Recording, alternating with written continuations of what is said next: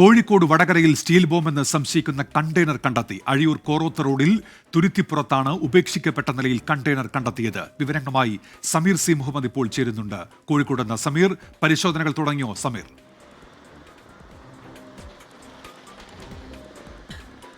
Unmesh, അഴിയൂരിലാണ് bomb എന്ന് സംശയിക്കുന്ന ഈ കണ്ടെയ്നർ കണ്ടെത്തിയിരിക്കുന്നത്. സ്റ്റീൽ ബോംബാണ് എന്നുള്ള ഒരു സംശയത്തിന്റെ പശ്ചാത്തലത്തിൽ നാട്ടുകാർ അക്കാര്യം പോലീസിനെ അറിയിക്കുകയും പോലീസ് എത്തിക്കൊണ്ട് വിശദമായ പരിശോധന നടത്തുകയും ചെയ്തു.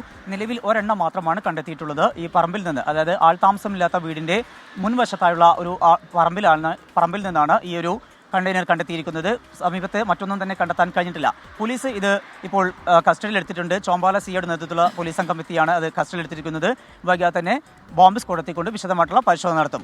നേരത്തെ ഈ കോഴിക്കോട് കണ്ണൂർ ജില്ലാ അതിർത്തിയായിട്ടുള്ള ചുക്കിയാട് നിന്ന് ഇത്തരത്തിൽ കണ്ടെയ്നർ കണ്ടെത്തിയിരുന്നു. അത് പക്ഷേ വിശദമായിട്ടുള്ള പരിശോധനയിൽ ബോംബല്ല എന്ന് സ്ഥിരീകരിക്കുകയും ചെയ്തിരുന്നു. ഏതായാലും ഇതിന്റെ പരിശോധന 9 മണിയോട് കൂടെ ആരംഭിക്കും. ഉന്മേഷ്, ശരി. സമീർ സി മുഹമ്മദാണ് വിവരങ്ങൾ നൽകിയത്.